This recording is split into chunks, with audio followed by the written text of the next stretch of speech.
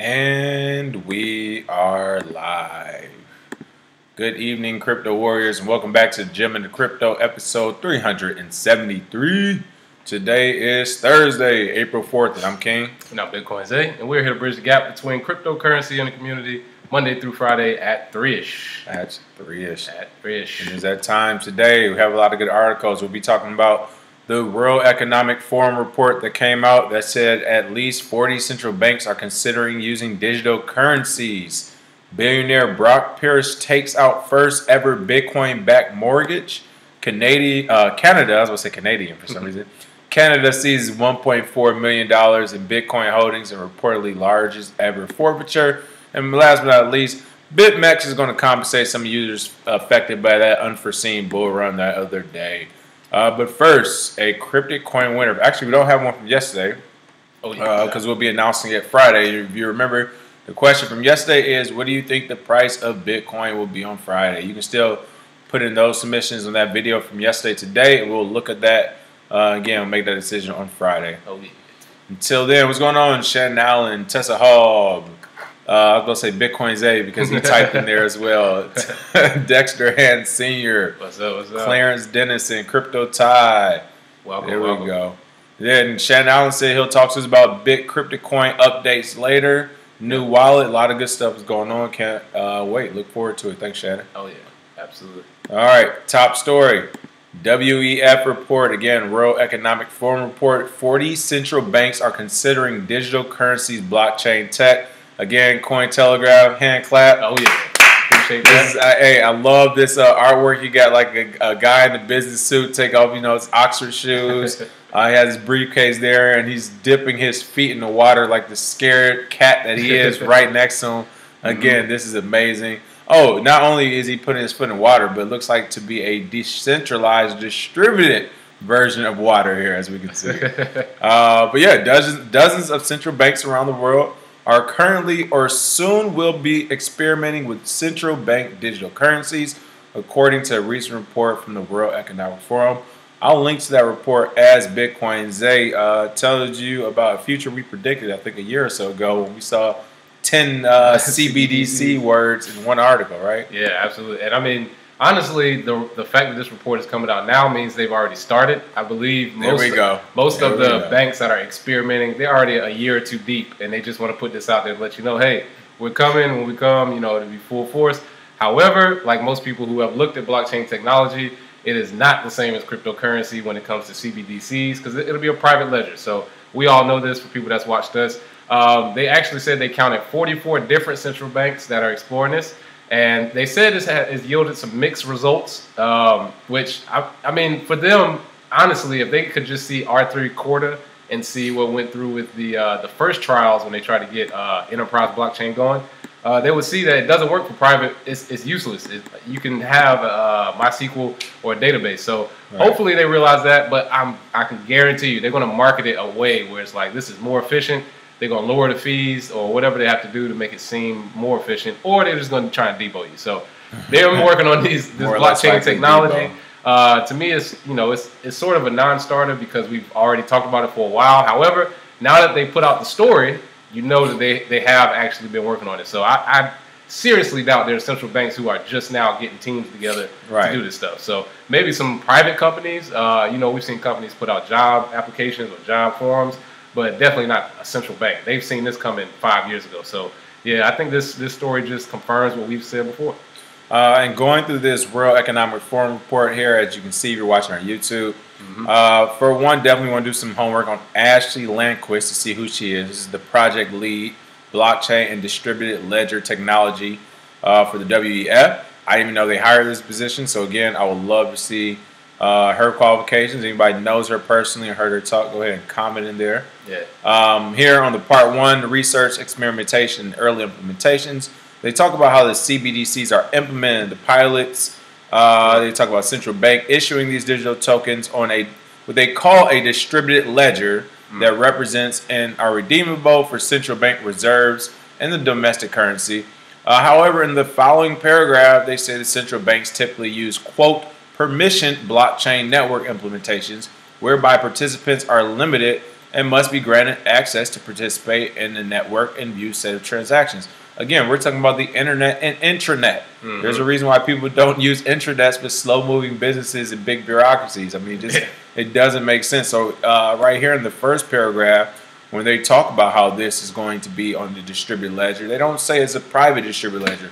And just to give you an idea about that, imagine working at, I don't even make it like a huge company. Imagine just working at a McDonald's store, and only everyone that works inside the store can get on this blockchain or this distributed ledger. That means it's private. Only people in the store have access. And guess what? If they're blocking access from everyone else, that all the other customers that walk into the store, you can guarantee there are going to be different levels of access for people that actually work in the store. So like now. Right, just like right now. So what they're doing is literally nothing different, but instead of having, if they do it like this, which for a company still doesn't make that much sense, instead of having a lot of security and protection on one server, they're saying that we're going to, we're going to divvy up that security amongst all the nodes in our corporation, which I highly doubt because of security leaks. You're not going to be working at Apple with a distributed ledger. Or anybody can download the software. Exactly. Or anybody can download the new iOS or the Apple 12 phone or whatever. So, their whole thing, part one, this is why I want to see who this person is. What's her name again? Ashley Landquist. Ashley Landquist, yeah. Since she's, I guess responsible for some of this writing or how the direction some of the banks are moving. I mean, this literally doesn't make sense. This is good PR being written up right here. Great PR right here. I mean, honestly, they've stated here that the Bank of France has actually been using Ethereum with smart contracts and a private Ethereum implementation. Right. Every time they put private in there, you just stop listening to it. Right. It makes no sense. Like, as soon as they say private, it's like, okay, well, that's it right there. We have a private thing. And then the third paragraph, again, highlights central bank chooses according to suitability and availability the type of network and its internal mechanisms. Most importantly, in parentheses, the decentralized consensus mechanism the network uses for participants to reach agreement on valid transactions. Of course, a central bank would decide not to use the one thing we keep talking about before we even got to it, and that's the decentralized consensus part. The part about the blockchain technology which makes it so powerful is that no one owns it all. In fact, no one owns any of it. Everyone can get a piece of it. Some different utility tokens have ways for your vote to count a certain way, but we're talking about pure Bitcoin. I mean, we know how that works. So again, this literally makes no sense at all. Again, if you kind of go down, and that's just the first page. If you go down the article, it goes in detail, talks about its 10 use cases for CBDCs, and literally, as you can see on this page, the use case, the first few that actually are real use cases, you can do already. You do it from your own laptop. And then, of course, they get into the know your customer, money laundering, information exchange and data sharing, trade finance. This is how you get your QEs, your quantitative easing, your derivatives on derivatives. Like, wait. The first ones make sense. Settlements, payments, got it. Then the second part, well, we want to know who's doing the money, how they're doing the money. We want to know all about your information when you send that money. We want to know about your data, your broker, your trading, how much money you have. What's the supply chain of how you send your money? And for that, I think they're talking about things like the Lightning Network. But again, all of that is just so they can add derivatives on top of derivatives or charge the taxpayer by saying something crazy like, hey, we can now prove, even though this is a big lie, that terrorists are using this exorbitant amount of crypto to finance all their activities. So, again, you can read through the report, although, honestly, it would just be a waste of your time. Yeah, this report, this report could have been like one paragraph. I'm talking like 4 to 5 sentence paragraph where it's just like, we own you. Right. The banks already own all your money, and we're thinking about trying to flip that money to even more since it's becoming worthless. And the way we're going to do that is by creating a new currency that only we own and make you use it. And you're going to do it because you don't know any better or you're scared. Yeah, pretty much. So, yeah. Most people are scared. That was it's a pretty telling reading. But, yeah, 40 banks are thinking about doing this, people. Again, 2 years ago, crypto was just becoming real to a lot of people. And we don't even have clear regulatory oversight on it. The only clear regulatory oversight I've seen is that if you're a mom and popper, i.e. if you're not already wealthy, you are not allowed to get wealthy out there. This is bad for you. But if you already have money... It's for your protection. Right, it's for your protection, all you poor people. But if you already have money, well, come on down. Yeah, we come on down to the front row. We got a prize for you in the form of a central bank digital currency, of a stable coin, of an exchange, of an STO.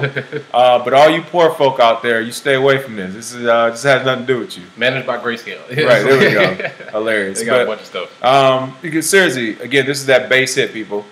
As much as you always talk about, they wanted to push back against crypto. Now you're going to have 40 central banks doing digital currencies. Yeah. People are going to wake up on this, but wait, I thought you guys said this was bad. Like, what's going on? Yeah. And then it's like, well, not really. It's actually really good. We just didn't want you to do it. Just like Prohibition. Right? Gotta love it. Billionaire Brock Pierce takes out first ever Bitcoin-backed mortgage. Word up. Shout out to him. Shout out to good old Brock. That is right. He's come a long way from, I was about to say the Mighty Ducks, but what else have we seen? When he was the first kid. When he was a bratty. I never wanted to beat a kid up so much when I was younger. I'm try to find the way he acted with Sinbad, if you remember that movie. Maybe showing my age here, but it was a movie back when Sinbad was on top of the world. Phil Hartman was still alive. Like, that was a funny movie. I'm sad it went away, but he was, a little bratty kid. He was the president's son or whatever. But it's a long time coming for Brock Pierce. Actually got to meet him at World CryptoCon last year. Oh, we did, the poker tournament. Yeah, I would say great guy. And he got in really early and started a venture capital firm, which is how he was able to afford a $1.2 million house in Amsterdam. So great to see. From a industry standpoint, people have been talking about buying houses with Bitcoin, and we've seen people actually put them up for sale. However, using it as collateral, meaning he didn't actually pay for it in Bitcoin, but he put it up as collateral, saying if I don't pay this certain amount, or if I don't, actually pay it back, then you can take my crypto. But this is a bigger in the wide scale of things, sort of like MakerDAO that's coming out. Some of these other projects where you can stake your coins in order to get real life goods and not have to spend that crypto if you pay it back. This is great for him and a good example to follow. Again, this is huge, and we've talked about collateral. You're working on blockchain now, which is going to do loans, to people in some of those possibly lower income places or places where you just can't get a loan. Yep. But this is going to be huge in crypto. I mean, again, the entire mortgage. We talked before. You have bad credit. You're working with a debt company or something like that. Again, if you switch your whole operation over to crypto, they don't have any power over you. Yeah. This is that Fight Club scenario everybody's seen before, where they blow up I forgot which buildings they were, but they erase everyone's debt. I mean, this is it. It's an entire new system where it's just saying, you know what? Look, forget my credit score, forget my debt. I got this house. I can sign this smart contract, and if whatever falls through, if something doesn't happen, you can get this house back or pay for in cryptocurrency. Yeah, and I don't kind of like the fact how the articles try to say, is he in financial trouble or does he need help? Right, something must whatever, be wrong. or he's not a die-hard Bitcoin holder. Bitcoin's use case is different for everybody. That's the best part about it. You can be a holder, you can be a trader, you can be somebody who uses it for payment. He obviously wanted to use it as collateral because honestly, those people who got in early, or even now, if you sort of get in at a good time to buy a lot, that collateral that you use towards something doesn't spend your actual cryptocurrency. You can still get it back. You just got to pay it. So instead of using the collateral of your car or something else, your job or whatnot, then boom, you can use crypto now. And if you've made millions, hundreds of millions of dollars in the crypto sphere, like Brock Pierce may probably have, then why not? Go out and spend some of that hard-earned crypto and some of this funny money out here, and you can spend it. You can. That's what it really is. And it's cheaper. Yeah, it's like. Listen, it's cheaper. You go out, look, you spend that green paper money, man. That's worthless these days. You go out, you can blow it out on a new boat, yacht, car. I don't know what he got. But you want to hold on to that good crypto. All right, that stuff don't get old. Oh, yeah, absolutely. I mean, honestly, the interest rates is what should interest people. There's so many quote-unquote smart people who come into crypto, don't know what they're talking about. And I'm like, so what's your goal? You want to save money? Cool. You can do it this way. And they're like, well, it's not ready yet. Well, now it is. He got an 8 or 9% rate on his interest. And if you have a mortgage, that's way lower than some people. They're getting 15 and 18%, 27% APRs. Ridiculous. So 8 or 9%, or maybe even lower because of competition, that is a very real possibility in the future. So it's gonna look good to see there. Wait until it's even like a minuscule of that percent, where you're talking about things are going to be less than 1%, which would be the norm, because you can literally have that same rate across the planet. Yeah. That would be huge. Yeah. What's going on? Richard Terween, Edwin IT said we're both present for class there. That's right. What's going on? Eric Brooks, Maximilian Price. That's a dope name, Maximilian. Let's see. Shannon Allen said, Project Mayhem coming. That is right. There we go. Andre Durden, hilarious name, perfect. Of course, Durden will pop up when Project Mayhem came. Right on time. What's going on? What's going on, Malik? Michael Williams, hello. All right, we've been talking about a lot of big numbers in crypto. Here's another one. Canada seizes $1.4 million Bitcoin holdings and reportedly largest ever forfeiture. What? Wow. A Toronto judge has ruled an online drug dealer must pay his entire $1.4 million Bitcoin holdings to the state in what is reportedly Canada's largest ever forfeiture. Local daily news outlet The Star reported April 3rd. Here you can see the judge about to basically say, we're about to extort you, son. Yeah, basically. And this case kind of sucks because, first one through the door always gets shot. So people that were sort of innovative by using the dark web, even if it was for drugs or whatever they were using it for, that was a very small percentage of people. So when stories like this come out, it kind of puts a damper on, how Bitcoin is perceived. However, this is a very, very small percentage. And every time we see a story like this, it's basically their fault. He left the Bitcoin on his digital wallet on his computer. He didn't have any hardware wallets. He didn't have any external ways to move it. And, he tried to argue and say that it wasn't all for illegal activity. Some of it was for trading gold. All right, man, good luck with that. But security, people, why would if somebody decides to confiscate your cryptocurrency, they should have to go on a wild goose hunt to find it. They should tie you to a chair. Yeah, like they want to. Yeah, it's got to be one or two, because if they can just get on your computer and then that's all of it. I would never store 281 Bitcoins just on my laptop. Right. Like, there's 5-year-olds who can order new games off iPads. Yeah. Let them get on your laptop and be like, oh, you got on Amazon going crazy. This Bitcoin game. Right. And then just start clicking buttons. So yeah, wouldn't do that. Gets a personal invite to dinner from Jeff Bezos all of a sudden. But here's the interesting thing about the story, and this is I actually have it over here. This has to do a lot about with the book I told you all yesterday, which I'll talk about in detail again. But the thing that's interesting in the story is, at least on the Cointelegraph one, they're saying illegal narcotics, right? I don't know if those are legal narcotics or actually, cocaine, ecstasy, some of these hardcore drugs, marijuana, heroin, not saying, of course, cannabis is. But I'm not sure we're talking about drugs like that, or are they talking about cancer medication that for whatever reason costs a lot in one area and this person is shipping it there at a cheaper price. Yeah. Because the book I was talking about, that's what the person they're doing. They're selling, which happens on the dark web, there's a big prescription market. Yeah. People sell prescription, big pharmaceutical. So when you're talking like that, again, that's why I said it might just be government extortion, because if it comes out that these illegal narcotics are only illegal because he didn't have a $50,000 license to sell them, then I don't agree with them all of a sudden getting his entire $1.4 million holdings to the state. And again, it's one of those crazy things where I'm just going to go ahead and assume that maybe it was the dark illegal kind of drugs, the heroin. So because why else would he just give over his $1.4 million? Yeah. And that's unless he made a lot more. And then he was like, and that was the laptop one where he's like, oh no, that's everything. Oh my God, that's I'm going to be broke. Y'all crazy. And then he's just like, all right, whatever, I can be free. And then, meanwhile, he's watching us laughing like, guys, you know how many paper wallets and whatever I got, Yeah. But regardless, I do think that's important for us to mention that illegal narcotics part because, again, that's big on the dark web. And they're only illegal depending on what state or what country you're in and the pharmaceutical law surrounding that. It's literally that's it. It's, a bunch of guys in suits who said, you can't ship these, but we can. Yeah. You can't have heroin, but if you put it in pill form and you reduce the dosage a little bit, sell it as perks, or whatever, or lean or whatever. So, so it's definitely one of those cases where all the facts aren't there, but they had to make an arrest, and it is Canada, so they've been scrutinized for not being tough on it. So they had to do something. Like we said, first one through the door get shot. So this is the first one so far, and we'll see what happens from there. Matthew Fan, hilarious. So this is the book. I can't remember who told me it was a good read. I did read it, though. And for all of those who are really into crypto enthusiasts, technology, economics, and all that, as you can see, this book is a pretty good one. It's a novel about technology, economics, and the death and the age of surveillance state. What price freedom when government knows all our secrets. Basically, the reason why I like this book, it's supposed to be a fiction book.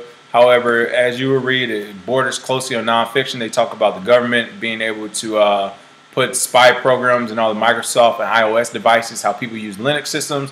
But I like it because even if you really don't have a firm grasp on some of the technical stuff that goes on in cryptocurrency and all this, it actually does a really good job of describing some of that some of the technicalities and technology that is coming out in layman terms. And the reason why is because as you read, it's somebody off the street who basically jumped to the dark web, started doing illegal stuff. I think it was like a prostitute on the street. She ended up going to the dark web and selling prescription medicine, basically using the dark web.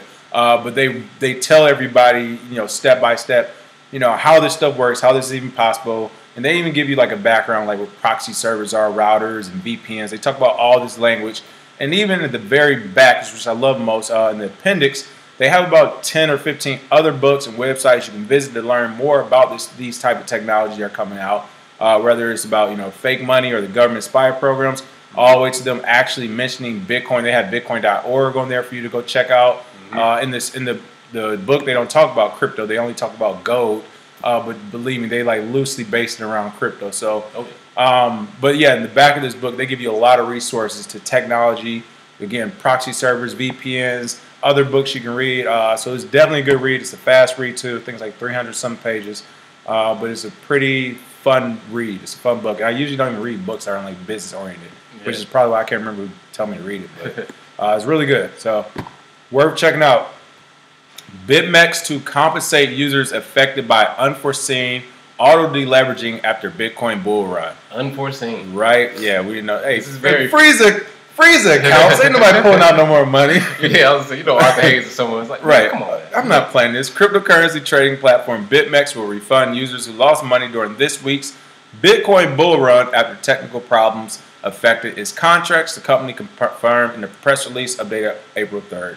What happened here with BitMEX? Oh, yeah. Well, first things first, bull run is over a certain period of time. That was a bullish candle. So what happened was because the price surged so fast, $1,000 in basically 30 minutes or an hour, what happens is the orders that were there already stacked as far as for stop loss or for selling or buying, they deleveraged some people based on their positions, meaning they lowered the amount of margin they could have on their account, which effectively got some people wrecked, got all their money, wiped out, even though they didn't make a mistake. They could actually have been in the correct position to make money off of it. However, because of their trading engine, which always seems to mess up whenever the volume comes back, they obviously had a big problem because on Twitter, I saw a lot of people that were having problems that, were saying, what's going on, BitMEX?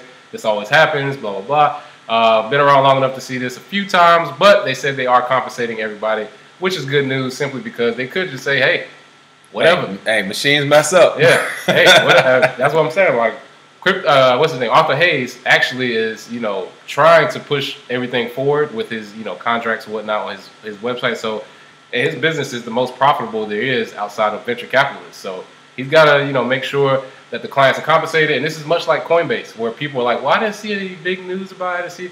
Exactly. But the important people actually hit them up because there was only 200 complaints. So that just goes to show you that's 200 important people, just like Coinbase. So I didn't really see it on any forum. It only takes a couple hundred of very important people to say, hey, we shut this whole thing down. I'm going to say, when you start talking about a percentage of your business, which some of these people I'm sure represent some of these bigger contracts, where, hey, we're talking about, a couple mil here, or, it could be $250,000, something like that. It's like, no, you're about to do something, or that same amount of money I have in my bank account, I'm going to use on the lawyer. Yeah. Like, that's usually how it goes in these situations. Yeah. And again, it's good on BitMEX part, not only for doing this, but being proactive and releasing this information, because as you mentioned, like, Coinbases don't do it. BitTrex, again, people, we have experience. They will rob you blind.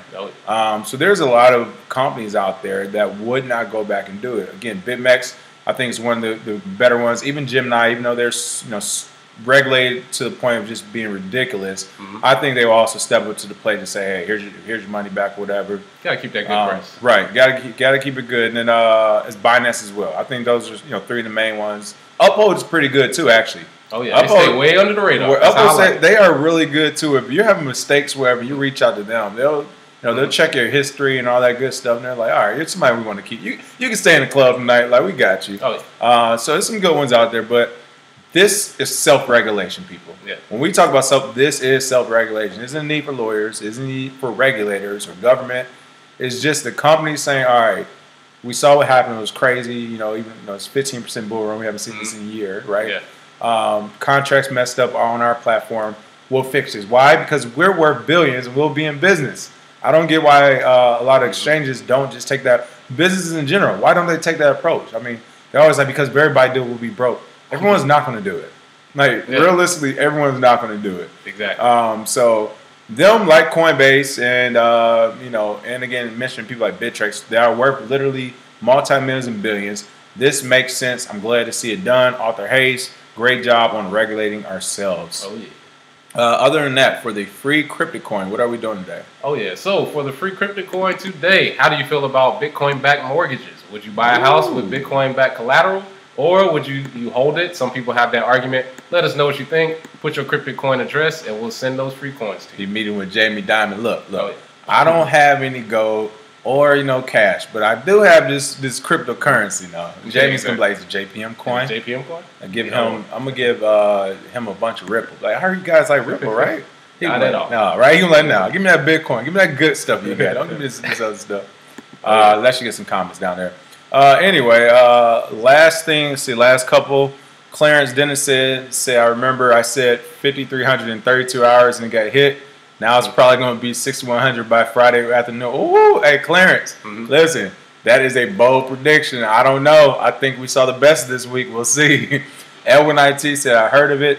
Haven't done my research on Authy yet. Authy's pretty good. Yeah. I was saying Authy, Duo Authenticator. They're all two-factor authentications that you can use.